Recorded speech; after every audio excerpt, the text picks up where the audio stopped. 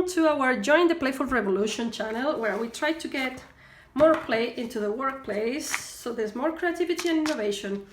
What I'm gonna show you here is Rory Story Cubes, which I use in many settings. Most of them is one of my basic tools to get people more visual, because we are all very verbal or numeric, more visual. How do I use them? There's 9 dice with different images in them.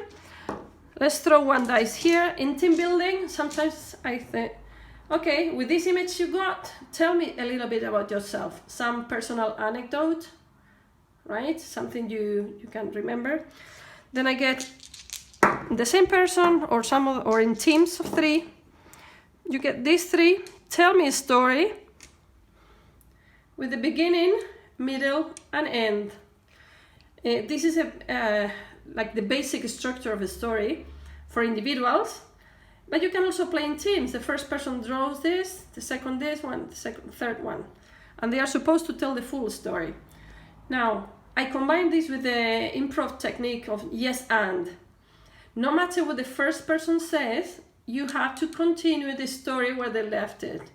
So, this morning I woke up and I saw a tree in the middle of the road that apparently have grown up in the middle of the night. That's quite a fantastic thing, very unusual. But you don't say, no, well, but it was just a dream, you woke up and blah, blah, blah. No. You don't destroy what the other person said, you build on.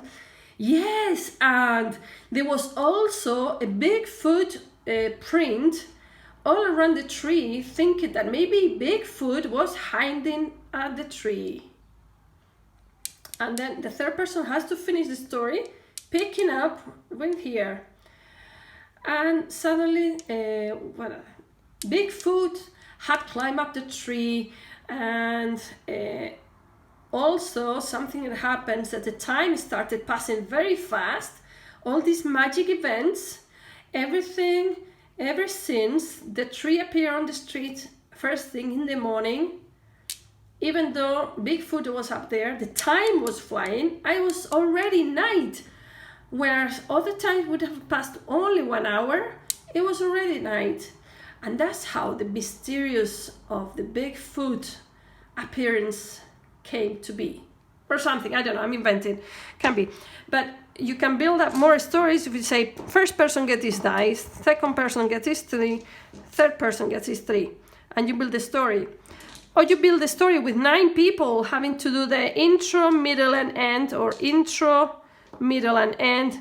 You choose how you distribute the story and who picks the time.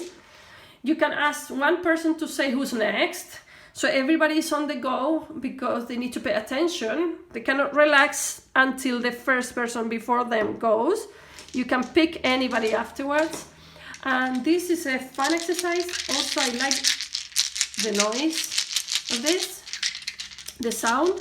When you throw dice in the workspace is kind of strange and it reminds you of playful events.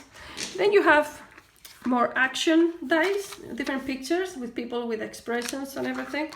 That can help you build a story because things happen in these dice, right? And even I found that in the tech environment, but in many other places as well, people are into role games or story games, long stories. So here are some icons typical from those story tales to add some spice. You don't have to. With just one set, you're set.